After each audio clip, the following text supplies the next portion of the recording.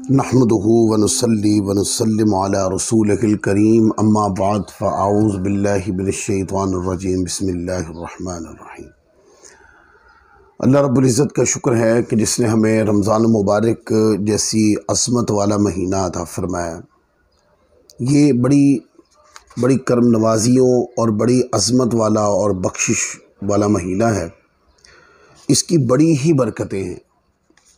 जैसा कि आप हमारे यूट्यूब चैनल के ऊपर मुख्तलिफ़ हम इसके ऊपर बयानात अपलोड कर रहे हैं, उसमें सुन भी रहे होंगे, लेकिन आज ख़ास कर मैं इस मौजू के ऊपर चंद हदीस पढ़ना चाहता हूँ कि रमज़ान मुबारक की फ़जीलत के हवाले से, कि रमज़ान मुबारक के अंदर जो बंदा रोज़े रखता है, रोज़ा रखने की फ़जीलत क्या है, या जो रोज़ेदार हैं उनको क़यामत वाले दिन क्या अजर दिया जाएगा। लिहाजा ये तरगीबी मैसेज है कि कभी भी शैतान जितना भी ज़ोर लगाए तो दोस्तों कभी भी रोज़ा तर्क मत करें। रोज़ा रखना बड़ी फजीलत की बात है और रोज़े के फ़वाइद इतने ज़्यादा हैं कि हम अगर रोज़े के फ़वाइद के ऊपर गौर करना शुरू कर दें ना तो हम गिन ही नहीं सकते इतने फ़वाइद रोज़े के। देखिए कितनी प्यारी बात हदीस पाक में फरमाई गई। फरमाया कि तुम रोज़ा रखो सेहतियाब हो जाओगे। तो रोज़ा बंदे को सेहतियाब करता है, ना कि बंदे की सेहत को डाउन करता है। तो कई लोग इस वजह से भी रोज़ा नहीं रखते। वो कहते हैं कि भाई खुराक नहीं खाएंगे, कमज़ोर हो जाएंगे, या बहुत देर तक भूख प्यास बर्दाश्त करनी पड़ेगी।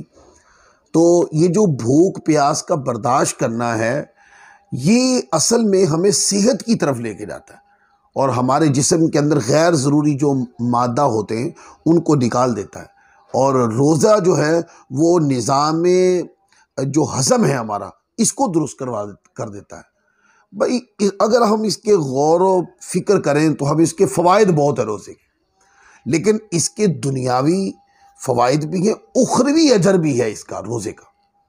जैसे एक हदीस है हमारे सामने, ये हदीस नंबर 3420 है, सही इब्ने हिब्बान की। इसको हज़रत सहल बिन साद रज़ियल्लाहु ताला अन्हु रिवायत करते हैं कि नबी करीम रऊफ़ुर रहीम सल्लल्लाहु अलैहि वसल्लम ने इरशाद फरमाया कि जन्नत में एक दरवाज़ा है जिसका नाम रियान है। रियान तो रयान जो है, क़यामत के दिन रोज़ादार लोग इससे दाखिल होंगे और इनके अलावा और कोई शख्स इससे दाखिल नहीं होगा। ये कहा जाएगा कि रोज़ादार लोग कहाँ हैं, वो इकट्ठे हो गए होंगे और इस दरवाज़े से जन्नत में दाखिल हो जाएंगे। जब इनका आखिरी फ़र्द अंदर दाखिल हो जाएगा तो इस दरवाज़े को बंद कर दिया जाएगा, कोई और इस दरवाज़े से दाखिल नहीं हो सकेगा। ये क्या क़यामत वाले दिन ये प्रोटोकॉल ही तो है रोज़ेदार का कि अल्लाह तबारक व तआला अज़्ज़ व जल ये रोज़ेदार को इज़्ज़त अता फरमाएगा कि उसके लिए जन्नत में खुलने वाला दरवाज़ा ही अलग होगा। तो वो वहाँ से जन्नत की तरफ दरवाज़ा खुलेगा तो बाबुल रयान से रोज़ादार जो है वो जन्नत में दाखिल हो जाएगा। तो दोस्तों ये बात हमने गौर में लानी है कि रोज़े के इतने ज़्यादा फ़ज़ाइल हैं। फिर आगे आप देखें, सही इब्ने हिब्बान में इमाम अगला बाब कायम करते हैं और बाब कायम करके फिर हदीस नंबर 3421 दोबारा फिर यही लाते हैं कि रोज़ादार को ये इज़्ज़त दी जाएगी कि उसको बाबुल रयान से दाखिल किया जाएगा और उस दरवाजे से सिवाय रोज़ेदार के और कोई भी दाखिल नहीं होगा। फिर आगे एक और इमाम बाप बांधते हैं कि इस बात के बयान का तज़किरा कि रोज़ादार शख्स के मुंह की बू अल्लाह ताला की बारगाह में मुश्क की खुशबू से भी ज़्यादा पाकीज़ा है। हदीस है इसके ऊपर। हज़रत अबू हुरैरा रज़ियल्लाहु ताला अन्हु रिवायत करते हैं, आका अलैहिस्सलातु वस्सलाम का फरमान नकल करते हैं, कहते हैं कि इब्ने आदम का हर अमल उसके लिए होता है, सिर्फ रोज़े का मामला मुख्तलिफ है। वो मेरे लिए है, अल्लाह ताला फरमाता है वो मेरे लिए है, मैं इसकी जज़ा दूंगा। रोज़ादार शख्स के मुंह की बू अल्लाह ताला के नज़दीक मुश्क की खुशबू से भी ज़्यादा पाकीज़ा है। अब दो बातें हैं इसमें। फरमाया कि रोज़ादार जो होता है, अब कई अमाल होते हैं जो बंदा दुनिया को दिखाने के लिए भी करता है, या दुनिया में अच्छा जाना जाए भी इसलिए, या कुछ आमाल ऐसे हैं कि जब बंदा करता है तो लोगों को ऑटोमेटिकली उसका पता चल जाता है, अगरचे उसकी दिखावे की नीयत न भी हो। मतलब बंदा नमाज पढ़ता है, मस्जिद में आकर नमाज पढ़ता है, तो अगरचे वो लोगों को दिखाने के लिए नमाज नहीं पढ़ रहा, लेकिन आप गौर करें जब वो नमाज पढ़ने आएगा तो ऑटोमेटिकली लोगों को पता चल जाएगा कि ये नमाजी है। फिर इसी तरीके से कोई बंदा ज़कात देगा तो जिसको ज़कात दी जा रही है उसको पता चल जाएगा कि ये बंदा ज़कात देता है, सदका खैरात देता है, या इस तरीके से और भी कई मामला। तो आमाल के ऊपर गौर करें तो पता चलता है कि आमाल जाहिर हो जाते हैं।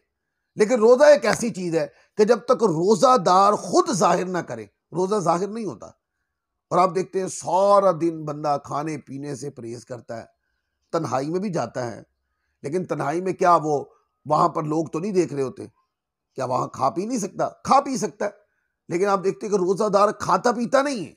उसकी वजह ये कि उसने वो जो भूख बर्दाश्त कर रहा है, भूख प्यास बर्दाश्त कर रहा है, वो असल में वो रब्बे कायनात के लिए कर रहा है, वो अल्लाह तबारक व तआला की रजा के लिए वो रोजे की जो है वो जो है ना भूख बर्दाश्त करता है, प्यास बर्दाश्त करता है। तो आप अंदाजा करें कि ये एक खुफिया रज़ाए इलाही पर अपने आप को रोक के रखना है। तो इसलिए फरमाया कि रोज़ा जो है चूंकि अल्लाह की खास अल्लाह तबारक व तआला के लिए होता है और ये दुनियावी आंख इसको देख ही नहीं सकती, तो फरमाया इसकी जज़ा भी मैं खुद दूंगा।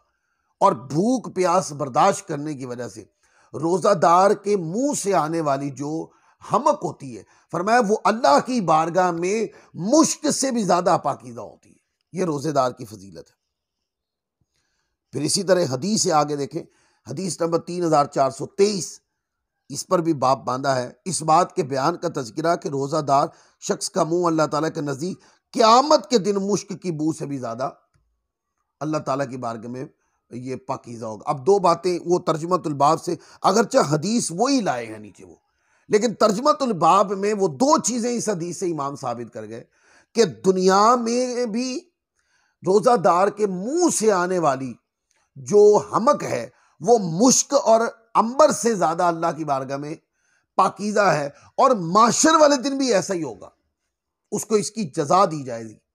ये पाकीज़गी क़यामत वाले दिन आमाल में शुमार की जाएगी। फिर इस पर हदीस है, वो सारी की सारी हदीस बयान की है हज़रत अबू हुरैरा रज़ियल्लाहु ताला की कि अल्लाह ताला फरमाता है इब्ने आदम का हर अमल उसके लिए होता है, सिर्फ रोज़े का मामला मुख्तलिफ है।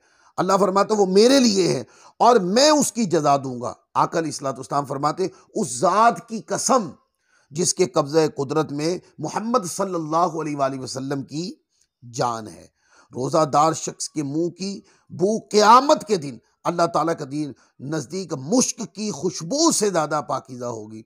और रोज़ादार शख्स को दो खुशियाँ नसीब होंगी, एक जब वो इफ्तारी करेगा तो इफ्तारी करने की वजह से उसे खुशी होगी, और एक जब वो अल्लाह ताला की बारगाह में हाजिर होगा तो अपने रोज़े रखने की वजह से खुश होगा, जब उसकी जज़ा अल्लाह की बारगाह से एक गैर मामूली जब जज़ा अल्लाह की बारगाह से देखेगा तो रोज़ादार इस पर खुश हो जाएगा। ये है। फिर इसी तरह रोज़ा जो है ये दोज़ख के दरमियान ढाल भी है। ये सही इब्ने हिब्बान है, हदीस नंबर 3427 देखे, इस पे तर्जुमतुल बाब है। इस बात के बयान का तज़किरा कि रोज़ा रखना बंदे के लिए जहन्नम से ढाल है जिसके ज़रिए वो जहन्नम से बचाव करता है। और हदीस है, हज़रत अबू हुरैरा रज़ियल्लाहु ताला अन्हु बयान करते हैं, ये वो हदीसें हैं जो आका अलैहिस्सलाम ने हमारे सामने बयान की थी। फिर उन्होंने कुछ अहादीस बयान की जिनमें यह बात भी है कि आका अलैहिस्सलाम ने इरशाद फरमाया कि रोज़ा ढाल है। किससे? रोज़ा जहां दुनिया के अंदर गुनाहों के दरमियान ढाल पैदा कर देता है कि बंदा जब रोज़ा रखता है तो ऑटोमेटिकली गुनाहों से बचना शुरू हो जाता है। ये दुनियावी फ़वाइद।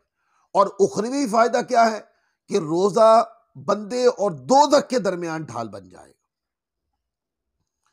फिर इसी तरह आगे हदीस नंबर 3429 देखे, इसके ऊपर भी बाब है।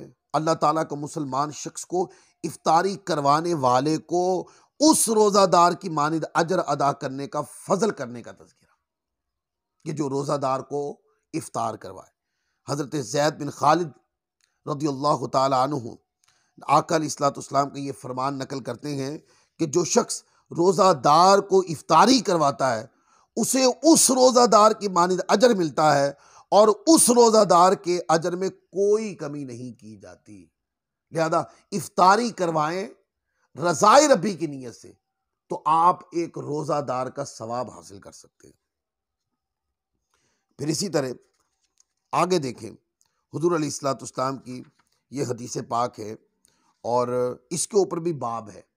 कहते हैं कि फरिश्तों का रोज़ादार शख्स के लिए दुआए मगफिरत करने का तज़किरा जब उसके पास कोई दूसरा शख्स कुछ खाता है, ये दुआए मगफिरत उस वक़्त तक होती रहती है जब तक वो लोग खा पी कर फारिग नहीं हो जाते।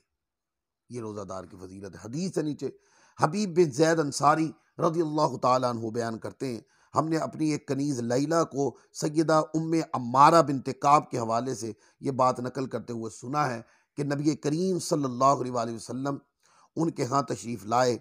उन्होंने आका अलैहिस्सलाम की खाने पर दावत की थी। आका अलैहिस्सलाम ने इरशाद फरमाया, तुम भी आगे आओ और खाओ। उन्होंने अर्ज़ की, मैं रोज़ादार हूँ। आका अलैहिस्सलाम ने फरमाया, रोज़ादार शख्स के पास जब तक खाना खाया जाता है, फरिश्ते उस रोज़ादार के लिए दुआए मग़फ़िरत करते रहते हैं।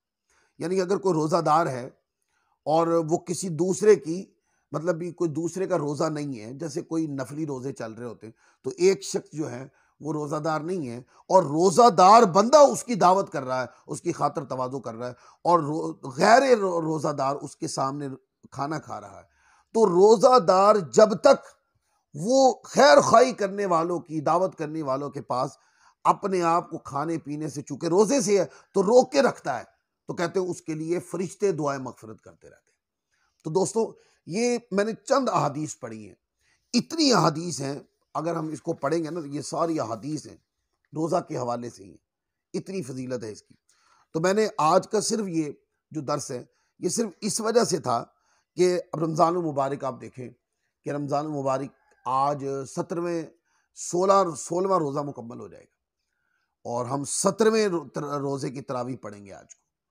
तो आप अंदाज़ा करें, रमज़ान मुबारक आधा से ज़्यादा गुजर चुका है।